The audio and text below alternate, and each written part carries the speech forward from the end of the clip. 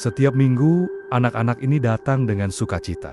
Mereka belajar mengenal Tuhan Yesus, bernyanyi, dan bertumbuh dalam iman. Kami percaya, anak-anak Tuhan layak mendapat tempat yang nyaman, aman, dan penuh kasih untuk bertumbuh. Karena itu, GBI Lembang sedang mempersiapkan ruang sekolah minggu yang baru dengan 3 ruang kelas tambahan, 2 toilet anak, serta area penerima yang menjadi ruang bermain dan belajar bersama.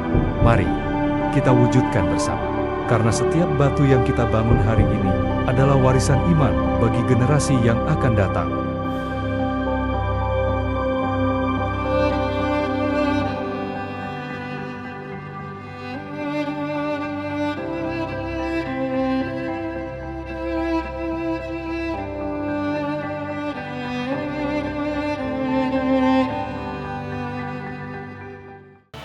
Shalom, apa kabar semuanya? Luar biasa, minta tepuk tangan buat Tuhan kita. Amin. Ya, thank you very much Imam Musik, puji Tuhan. Semua diberkati Tuhan, yang diberkati Tuhan sekali bisa lambaikan tangan tinggi-tinggi. Amin, semua bersuka cita ya.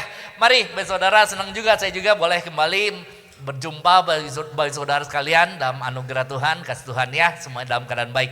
Mari kita langsung saja satu bagian firman Tuhan.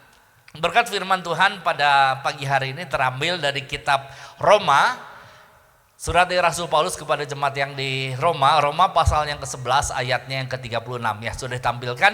Kita sama-sama baca satu ayat ini semuanya, Roma 11 ayat 36, sama-sama 3, 2, 1.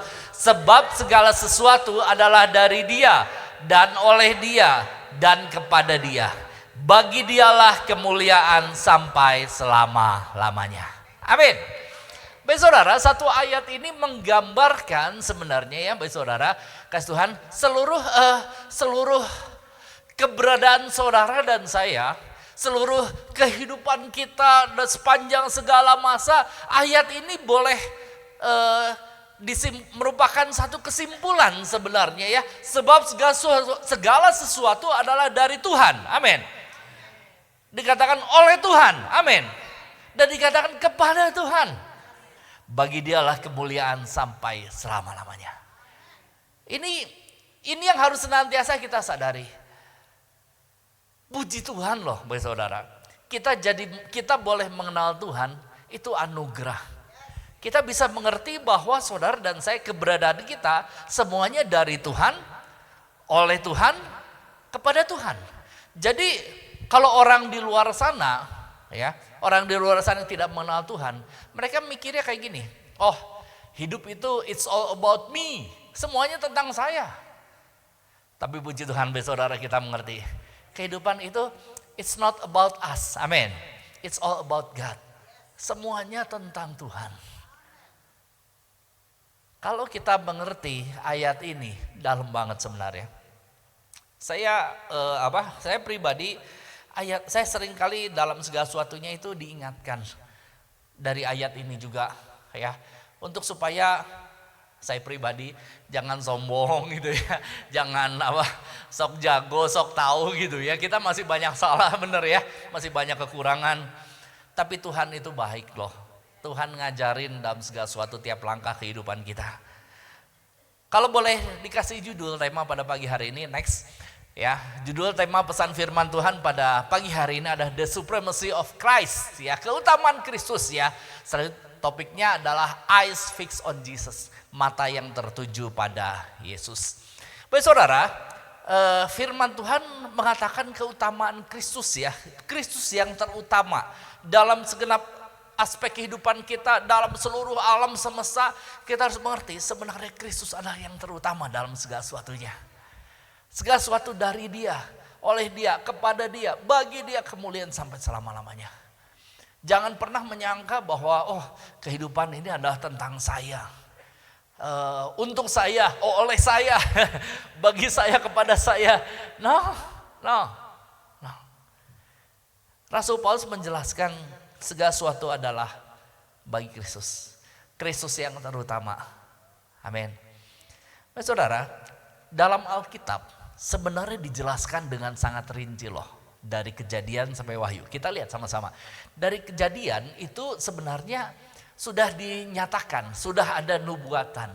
Janji tentang keturunan perempuan Hawa ya yang akan meremukkan kepala ular. Benar? Terus udah gitu di Keluaran ada. Waktu bangsa Israel diperbudak oleh bangsa Mesir, ada 10 tulah dari Tuhan. Sebelum tulah ke-10 ada anak domba yang harus disembelih. Darah yang ditampung lalu diusapkan ke kedua tiang pintu, ke ambang pintunya, dan rumah yang ada tanda darah tersebut ya dilewati ya oleh malaikat maut. Passover, Paskah. Anak domba Paskah menunjuk kepada Kristus. Dalam imamat seluruh sistem korban itu mengarah kepada korban Kristus. Dalam Mazmur ada Raja Mesias yang akan memerintah selama-lamanya. Forever and ever and ever and ever. Everlasting. Itulah Raja Mesias, penyelamat. Dalam kitab Yesaya ada hamba Tuhan yang menderita demi penebusan umat. Karena kesalahan, karena pelanggaran kita, dia menderita demikian. Dalam kitab Injil Matius, Markus, Lukas, Yohanes, Kristus datang sebagai penggenapan seluruh janji Allah. Dalam surat-surat Rasul, gereja itu hidup di bawah pemerintahan Kristus. Dan kitab Wahyu, Kristus dimuliakan sebagai anak domba yang layak menerima segala hormat. Amin. Artinya kita bisa simpulkan dari Kejadian sampai Wahyu, seluruh sepanjang isi Alkitab firman Tuhan, semuanya adalah tentang Tuhan Yesus Kristus. Tepuk tangan buat Tuhan kita. Sekali lagi, segala sesuatu dari Dia, oleh Dia, kepada Dia, bagi Dia kemuliaan sampai selama-lamanya. Ada satu pertanyaan besar, next. Dalam kehidupan kita sebenarnya kita harus menjawab, siapakah yang sebenarnya, yang sesungguhnya duduk dalam, siapa yang sesungguhnya bertahta dalam hati kita? Who sits on the throne of our hearts? Ini yang harus kita jawab. Apakah benar Tuhan Yesus yang duduk bertahta dalam kehidupan kita?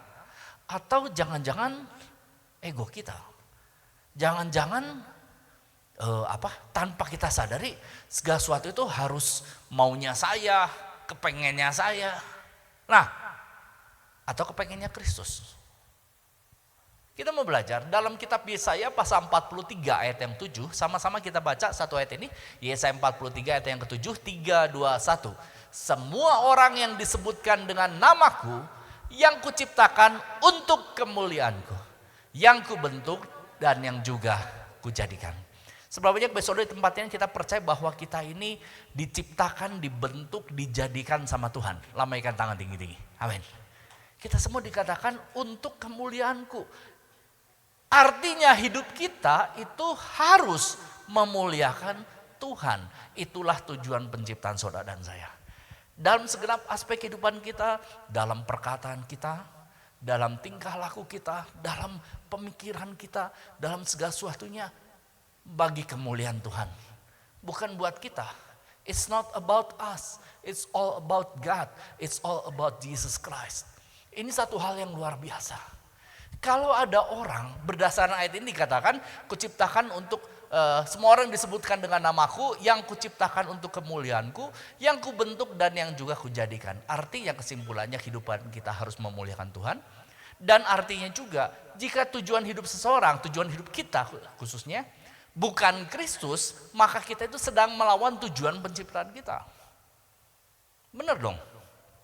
Kalau kita diciptakan untuk memuliakan Tuhan, lalu perkataan, tingkah laku, perbuatan kita semuanya kita harus memuliakan Tuhan.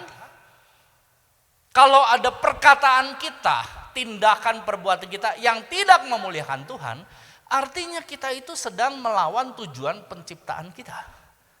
Bisa menurut saya? Makanya dalam segala, kita harus belajar berusaha mengingat akan hal ini. Saya diciptakan untuk memuliakan Tuhan. Saya diciptakan untuk memuliakan Tuhan.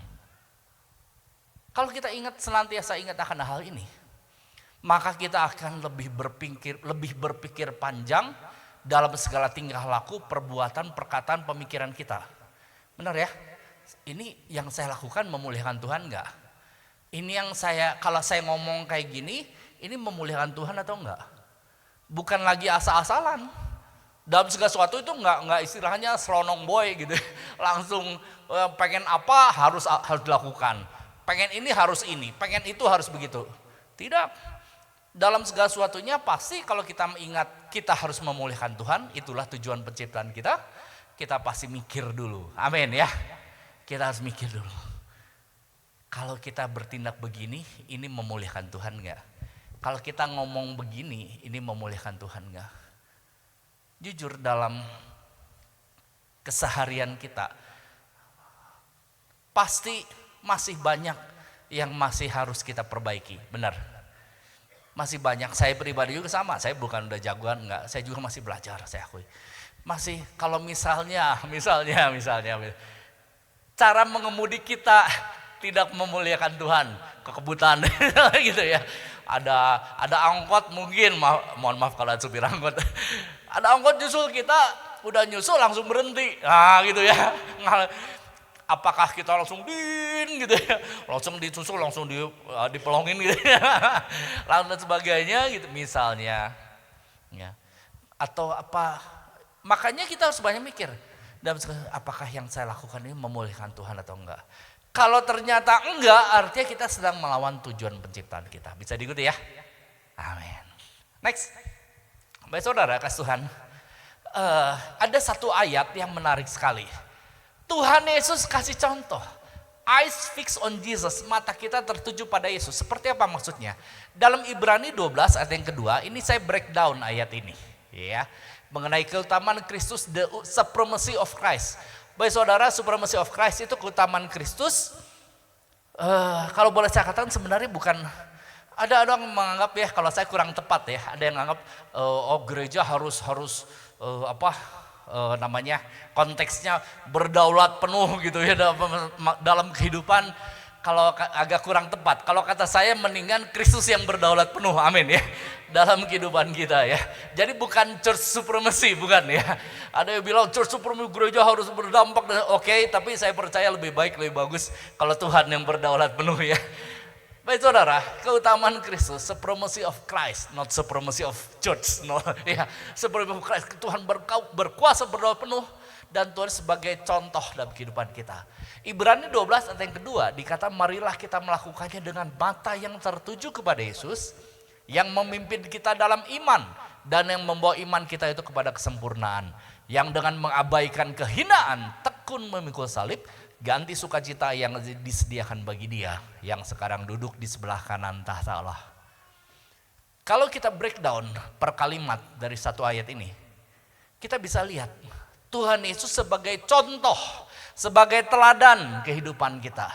Kita bisa lihat, ya, marilah kita melakukannya dengan mata yang tertuju kepada Yesus. Our eyes fixed on Jesus. He is our life focus. Dia adalah fokus kehidupan kita. Amin. Kita lihat Tuhan Yesus sudahkah jadi idola kita? Benar-benar Tuhan yang terutama. Kalimat kedua yang memimpin kita dalam iman dan yang membawa iman kita itu kepada kesempurnaan. Tuhan itu memimpin hidup kita. He leads our life. Benar. Atau jangan-jangan tanpa sadari ego kita. Kalau misalnya ada orang yang sengaja atau tidak nyinggung kita, apakah reaksi kita gimana? Kalau reaksi kita mungkin malahan berlebihan, langsung emosional dan sebagainya, artinya Tuhan Yesus bukan yang memimpin hidupnya gitu enggak. Tapi saya percaya bisa mengontrol emosinya demikian. He leads our life. Kedua, yang dengan mengabaikan kehinaan tekun memikul salib. He ignore all life distraction. Dia mengabaikan segala pengalihan dalam hidup. Saudara, dalam kehidupan kita banyak banget yang menggoda iman kita, beneran ya. Biasanya dengan yang kita sukai atau bisa juga dengan yang tidak kita sukai, gitu. Misalnya kita lagi berusaha untuk baca firman Tuhan tiap hari. Ya, saya mah niatnya baca firman Tuhan tiap hari Pak, cuman ngantuk, itu misalnya. Saya niatnya diet, Tapi banyak godaan, ada yang ngajakin makan dan sebagainya gitu ya. Dan sebagainya. Dalam kehidupan itu banyak sekali yang mengalihkan fokus kita. Bahkan dosa pun salah satu arti kata dosa, hamartia dalam bahasa Yunani itu adalah meleset dari sasaran. Harusnya kepada Tuhan Yesus, nyengsol, menyimpang demikian. Tapi Tuhan Yesus kayak contoh, dia mengabaikan. Ada orang yang menghina, meludahi dikatakan, memukul, enggak peduli, fokusnya sama salib. Dan dikatakan ujung-ujungnya ganti sukacita yang disediakan bagi dia, yang sekarang duduk di sebelah kanan tahta Allah. Tuhan menerima kemuliaan puncak ya, di ultimate glory. Dan saya percaya Tuhan sediakan juga buat saudara dan saya, ada upahnya. Iman saudara enggak sia-sia, amin. Amin. Percaya ada upah besar yang menanti. Apapun juga yang kau perbuat, perbuatlah dengan segenap hatimu. Seperti untuk Tuhan, bukan untuk manusia. Kamu tahu dari Tuhanlah kamu akan menerima bagian yang ditentukan bagimu sebagai upah. Kristus adalah Tuhan dan kamu hambanya. Kolose 3 ayat 23, 24 ya. Saya percaya ada bagian kemuliaan yang Tuhan sudah sediakan buat setiap kita masing-masing. Ada mahkota yang Tuhan sediakan. Inilah kalau kita menjadikan Kristus sebagai yang terutama dalam kehidupan kita. Dan next, keutamaan Kristus itu baik saudara bukan sekedar pilihan, salah satu pilihan dalam kehidupan. Saya mau milih mengutamakan Kristus. Saya kadang enggak, dia ada saklarnya on off gitu ya. Kalau lagi on mau, kalau lagi enggak mau. Bukan gitu, bukan. Baik saudara kasih Tuhan, keutamaan Kristus, the supremacy of Christ, Tuhan Yesus yang terutama, mata kita tertuju sama Tuhan Yesus, itu merupakan sebenarnya bukan pilihan, tapi merupakan tujuan Allah sejak penciptaan. Tadi dari kitab Kejadian sampai kitab Wahyu, ada penciptaan, ada penebusan, bahkan segenap keseluruhan kehidupan kekristenan saudara dan saya, semuanya adalah tentang Kristus. Surat Rasul Paulus di Galatia 2 ayat 20 dikatakan, namun aku hidup, tapi bukan lagi aku sendiri yang hidup, melainkan Kristus yang hidup dalam aku. Orang lihat, amin. Kehidupan kita gak seperti dulu lagi. Misalnya dulu suka ngaco-ngaco lah, gimana. Orang lihat kok kamu berubah. Kamu bukan kamu lagi. Tapi ada Tuhan Yesus dalam kita. Itulah memuliakan Tuhan, amin ya. Itulah memuliakan Tuhan. Aku hidup bukan lagi aku sendiri yang hidup. Dalam bahasa Inggris itu bagus ya, dipakai kalimat no longer I, no longer you and me, no, but Jesus in me, Jesus in us, Jesus in all of you, all of us, setiap kita semua. Dan Tuhan kelihatan, Tuhan itu nyata dalam kehidupan. Kalau Tuhan Yesus benar yang terutama dalam kehidupan, pasti dampaknya beda. Ada satu pribadi yang luar biasa di Alkitab, dia yang dikatakan sebagai biji matanya Allah. Kita lihat sama-sama, next. Ya, dia pribadi yang namanya Daud. Bisa katakan sama-sama Daud. Ya. Daud, profesinya yang awal sebelum menjadi raja atas bangsa Israel. Profesi pertamanya dia dikatakan sebagai gembala domba. Gembala dombanya berapa banyak yang dipercayakan sama dia? Apakah 100 ekor? 50? 10? No. Alkitab mencatat dikatakan dia hanya 2 atau 3 ekor saja. Tapi waktu datang beruang, ditangkap janggut dia, dikatakan dia singa ya, lalu dibunuh. Enggak boleh sentuh dombanya yang cuma 2 atau 3 ekor. Baik saudara, kalau kita jadi gembala kambing domba 2 atau 3 ekor, lalu datang singa, apa yang kita lakukan? Kabur. Kabur mungkin ya, lari gitu ya. Tapi Daud enggak, makanya dia dipercaya. Mula-mula jadi gembala kambing domba yang 2 atau 3 ekor, lalu jadi kepala pasukan Saul, benar ya. Lalu yang pelarian di Gua Adulam, lalu jadi raja atas suku Yehuda, akhirnya jadi raja atas seluruh bangsa Israel, seluruh suku ya, semuanya. Dalam kesehariannya diketahui bahwa Daud itu suka memuji Tuhan, betul ya, suka memuji Tuhan. dengan kecapinya bahkan dikagumi ya. Wah, akhirnya waktu Raja Saul lagi galau gitu ya, dipanggil Daud untuk mengusir roh jahat demikian. Dan memang ya baik saudara, dalam Mazmur 23 Daud itu menuliskan, mengubah Mazmur 23 dikatakan the Lord is my shepherd, I shall not want. Terjemahan bahasa Indonesia dipakai kalimatnya gini, Tuhan adalah gembalaku, takkan kekurangan aku. Betul? Tapi dalam bahasa Inggris ini maknanya dalam loh. The Lord is my shepherd, Tuhan adalah gembalaku, benar ya. Tapi kalimat kedua itu menarik, I shall not want. Kalau boleh diterjemahin bebas adalah, karena Tuhan adalah gembalaku, aku gak butuh apa-apa lagi. Gak ada yang aku perlukan, yang butuh. Karena Tuhan udah jadi gembalaku. Amin, bisa gitu mas saya. Ini dalam banget loh. I shall not want. Ya. Saya udah gak perlu apa-apa lagi, saya gak pengen apa-apa lagi. Tuhan udah jadi gembala saya.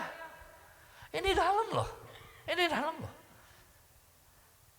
Saya percaya kita belajar yuk. Daud itu hatinya kayak gini, makanya dikatakan aku mendapati Daud bin Isai seorang berkenan di hatiku dan melakukan segala kehendakku. Itu ditulisnya di kitab Kisah Para Rasul, luar biasa ya.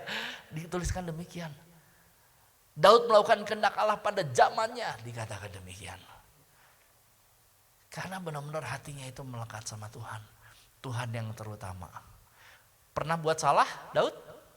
Pernah, oke, ya dia ngambil istri orang, suaminya dibunuh, demikian.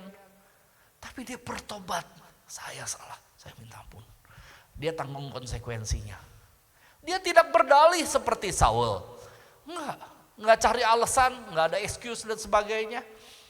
Enggak berusaha nyogok Tuhan dengan, oh, ini kambing doanya buat ini ya, buat persembahan. Enggak, tapi Daud benar-benar saya salah, minta ampun, bertobat. Hatinya itu loh. Dan sampai sekarang di Israel ya. Kalau ditanya Israel misalnya siapa raja terbesar? Padahal raja, kalau di jawabannya adalah Raja Daud. Padahal kerajaan, kekuasaan, kekayaan, hikmat, istri paling banyak Raja Salomo. Tapi tidak, Salomo bukan raja terbesar Israel. Bahkan bendera Israel ada bintang segi 6, itu namanya bintang Daud. Bukan bintang Salomo, bintang bukan, tapi bintang Daud. Daud sedemikian, raja terbesar. Banyak raja-raja, bahkan bukan raja pertama mungkin. Raja pertama Saul, tapi Daud ikan raja terbesar. Kenapa? Karena hatinya ini loh. Dia mengerti betul. The Lord is my shepherd, I shall not want. Saya gak butuh apa-apa lagi. Tuhan udah jadi gembalaku, aku percaya Tuhan menyediakan. Amin. Aku percaya Tuhan menjaga. Karena dia sebagai gembala, dia melihat domba-dombanya. Dia lindungi dombanya demikian dan dia percaya penuh. Demikian juga Tuhan sama saya kayak gitu. Demikian juga saudara dan saya. Amin. Setiap kita yang mengutamakan Kristus. Mata kita fokus sama Tuhan Yesus, bukan sama dunia, bukan sama yang lain. Baik saudara, saya mau bahas lebih dalam lagi ya. Ada satu sudut pandang teologi kekristenan yang seperti ini. Next, istilahnya adalah cat and dog theology. Mungkin ada yang pernah dengar cat and dog theology, ini berkembang sekitar awal tahun 2000-an. Jadi kurang lebih hampir 25 tahun yang lalu. Cat and dog theology ya. Ini buku karangan Bob Sjorgen sama Gerald Robinson. Dia nanti boleh cari di Google boleh cari sendiri ya. Ini menarik, mungkin menarik sekali karena pakai ilustrasi anjing sama kucing. Ya, judul dikatakan topiknya Rethinking Our Relationship with Our Master. Jadi memikirkan ulang hubungan kita dengan Tuhan kita. Selanjutnya living passionately for the glory of God. Jadi hidup dengan penuh gairah untuk kemuliaan Tuhan. Dan ini sesuai topik yang saya bawakan pada pagi hari ini. Keutamaan Kristus, hidup memuliakan Tuhan. Ini jadi pandangan teologi ini, cat and dog theology, itu untuk belajar kembali memikirkan bagaimana hubungan antara kita dengan Tuhan. Seperti apa hubungan kita. Jadi bukan, walaupun dipakai kata cat and dog theology, ini bukan untuk mendiskreditkan satu jenis binatang tertentu ya. Saya mau tanya, di tempat ini ada yang pelihara anjing? Bisa lambaikan tangan? Ada yang pelihara anjing? Ada ya, ada beraya. Saya juga pelihara anjing di rumah saya dua. Ada 2 ekor anjing corgi cowok cewek. Ya. Ada yang pelihara kucing? Ada yang bisa Lameka? Ada yang punya? Nggak ada rupanya, kebetulan nggak ada di tempat ini. Kebetulan rupanya nggak ada. Baik saudara, kita lihat sama-sama ya. Seperti apa cat and dog theology. Kita mulai dog dulu ya, next. Dog itu kayak gini baik saudara. Dia belajar dari sisi anjing, the dog side. Seperti seekor anjing, seperti gimana? Teologi anjing itu adalah teologi God-centered. Bisa katakan sama-sama God-centered. Ya, berfokus, berpusat sama Tuhan. Seekor anjing itu biasa mikir gini kepada tuannya. Kamu kasih saya makan, kamu merawat saya, kamu menyayangi saya. Kalau saya sakit saya dibawa ke dokter, nggak peduli berapapun biayanya. Mungkin biaya dokternya lebih mahal daripada harga saya, gitu ya. Oh, kamu pasti Tuhan, kata si anjing kepada pemiliknya. Ya. Fokus utama itu berpusat kepada Tuhan. Teologi anjing ini God center, fokus utama berpusat sama Tuhan. Tuhan segalanya. Tuhan yang kasih saya makan, merawat, menyayangi saya. Tuhanlah segalanya. Cara pandang penganut teologi ini melihat kebaikan Tuhan. Kita terima kebaikan Tuhan, amin. Kita mengagumi karyanya, menyembah Tuhan atas siapa dia pribadinya yang sungguh amat sangat baik. Ya, mereka sadar bahwa hidup mereka itu sepenuhnya untuk melayani, mentaati, memuliakan Sang Pencipta, menyenangkan hati Tuhan. Fokusnya adalah apa yang bisa saya lakukan untuk menyenangkan hati Tuhan lebih lagi hari demi hari. Tuhan, saya pengen bikin engkau senang, saya pengen melihat engkau tersenyum, saya pengen aku berkenan di hadapanmu senantiasa, selama-lamanya seumur hidup saya. Ini kerinduan teologi anjing, ya, God centered.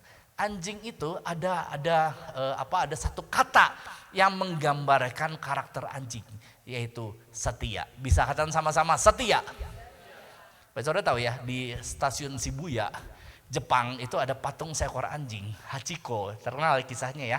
Anjing yang setia walaupun pemiliknya udah nggak ada, udah meninggal, dia tetap nungguin di stasiun itu.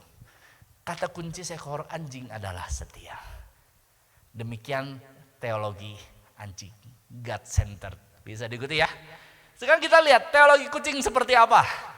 Saya ulangi sekali lagi, ini bukan untuk mendiskreditkan satu jenis binatang tertentu, enggak ya. Seekor kucing itu kayak gini. Teologi kucing adalah self-centered. Bisa katakan sama-sama self-centered. Ya, fokusnya sama diri sendiri. Kucing itu mikirnya gini.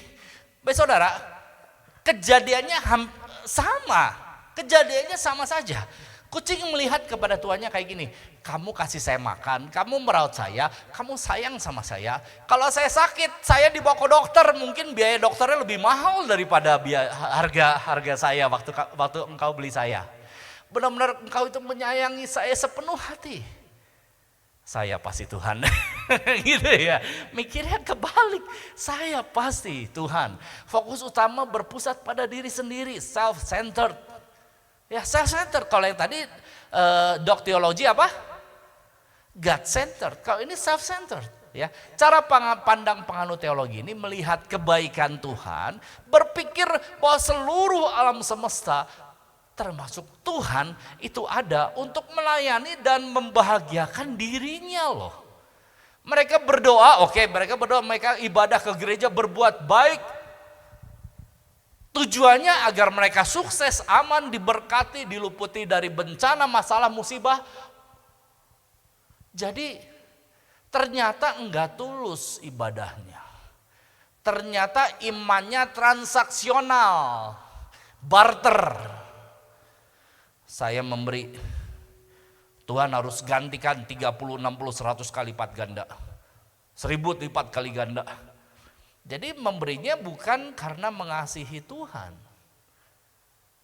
Maka dari itu perlu kita sadari, hati-hati sama teologi model kucing, miau, the cat side, seperti seekor kucing kayak gitu. Ya, kamu kasih saya makan, kamu merawat, melihara, kamu sayang sama saya pasti Tuhan. Nah ya. Kucing itu ada kata kuncinya. Kalau anjing kata kuncinya apa tadi? Anjing setia. Kalau kucing manja. Manja. Hanya kehidupan itu fokusnya untuk menyenangkan dirinya saja. Kalau anjing enggak tadi ya, anjing itu untuk menyenangkan tuannya. Anjing setia. Nah, dari dua sudut pandang teologi ini bisa bisa digali lebih dalam lagi seperti ini. Next. Ini saya bikin satu tabel ya. Poin perbandingan di kolom pertama, di kolom tengah itu teologi anjing, kolom ketiga adalah teologi kucing. Seperti apa? Kita lihat poin perbandingannya. Yang pertama, pusat hidup yang teologi anjing, pusatnya adalah God center, Tuhan yang jadi yang terutama. Amin. Kalau teologi kucing, diri sendiri, self centered. Tujuan kenapa seorang berdoa, beribadah, kalau teologi anjing, Tuhan kehendak-Mu yang terjadi. Karena aku percaya rancangan-Mu rancangan damai sejahtera, hari depan penuh harapan, masa depan sungguh ada. Jadi kepala bukan ekor, tetap naik bukan turun. Hidup dalam segala kelimpahan. Mengerti Tuhan, rancangan Tuhan ada yang terbaik. Jadi Tuhan, kehendak Tuhan yang jadi. Inilah teologi anjing. Teologi kucing, minta Tuhan yang harus nurut sama saya. Berdoa seperti orang kasih proposal. Nah, ini udah 17 Agustus biasanya ada banyak proposal ya, benar dari ya kayak perusahaan yang toko yang apa datang bawa map. Ada orang dari ormas, dari apa segala macam ya. Proposal 17-an, dananya nggak jelas kemana ya, atau hari raya tertentu mungkin kayak gitu ya. Kalau kita mah nggak gitu ya. Makanya bagi saudara diberkati untuk kita bisa jadi berkat. Ini ya. Tujuan sifat ketaatan, kita nurut sama Tuhan. Jadi doanya jangan sampai kayak proposal ya, jangan yang minta harus nurut. Sebentar, saya teringat ya. Saya pernah terima satu proposal, lucu juga. Buat saya yang terima proposal, lucu juga proposal kayak gini. Ya, mau ada kegiatan apa dan sebagainya, terus udah gitu kayak gini.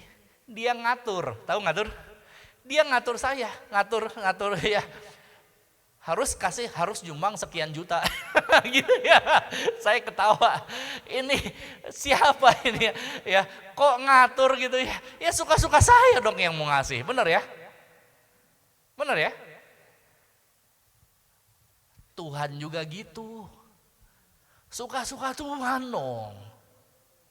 Tuhan lebih tahu yang kita butuhkan. Kita nggak bisa kalau kita ngatur Tuhan. Emang siapa kalau kita ngatur Tuhan? Kalau kita ngatur Tuhan, siapa yang jadi Tuhan? Ah itu. Makanya kita belajar ya proposal, ingat proposal ya. Nah sekarang kita belajar poin perbandingan yang ketiga adalah sifat ketaatan. Kalau teologi anjing, nurut taat sama Tuhan tujuannya dengan sukarela. Dan sukacita Tuhan, saya mau nurut kehendak-Mu yang jadi, saya lakukan apapun kehendak-Mu. Dengan penuh kesetiaan Tuhan, saya mau tetap lakukan hari demi hari, enggak peduli apapun terjadi. Saya mau tetap setia melakukan firman Tuhan, saya mau setia menyenangkan hati Tuhan, memuliakan nama Tuhan. Itulah teologi anjing. Kalau teologi kucing itu ya, teologi kucing itu nurut sama Tuhan. Kenapa? Bersyarat. Kalau menguntungkan saya lakukan. Kalau tidak menguntungkan, bocuan. Kalau bocuan, saya nggak lakukan. Kalau mengurangi saldo saya nggak lakukan. Kalau bukan selera saya nggak mood, saya nggak lakukan. Jadi ketaatannya itu bersyarat kalau menguntungkan saja. Ini teologi kucing. Poin perbandingan terakhir, kalau melihat berkat, kalau terima berkat, teologi anjing melihat berkat yang dipercayakan kepadanya adalah merupakan satu sarana untuk memuliakan Tuhan. Amin. Saudara diberkati bukan hanya karena untuk dinikmati sendiri, bukan. Silahkan menikmati berkat Tuhan, tapi jangan lupa dalam segala sesuatunya Tuhan itu lagi uji. Siapakah gerangan manusia yang kau datangi tiap pagi, yang kau uji setiap saat. Bukan hanya waktu. Ada orang bilang waktu alami masalah pergumulan, saya sedang terima ujian dari Tuhan. Saya lagi diuji sama Tuhan. Tapi waktu happy, waktu berlimpah, ini bukan ujian. Ini bukan ujian. No, itu pun ujian. Itu pun ujian. Waktu kita diberkati, kita sadari itu merupakan sarana untuk memuliakan Tuhan. Kalau yang teologi kucing melihat berkat itu merupakan untuk dinikmati sendiri. Apa yang saya dapat ini hasil usaha saya. Ini gara-gara saya memang layak mendapatkannya dan saya layak untuk menikmatinya sendiri. Gitu ya, nggak usah bagi-bagi dan sebagainya. No. Itulah teologi kucing. Dari perbandingan ini, teologi anjing dan teologi kucing, kita bisa lihat yang God-centered sama yang self-centered. Baik saudara, keutamaan Kristus, the supremacy of Christ, eyes fixed on Jesus, adalah kita mengutamakan Tuhan Yesus dalam segala sesuatunya.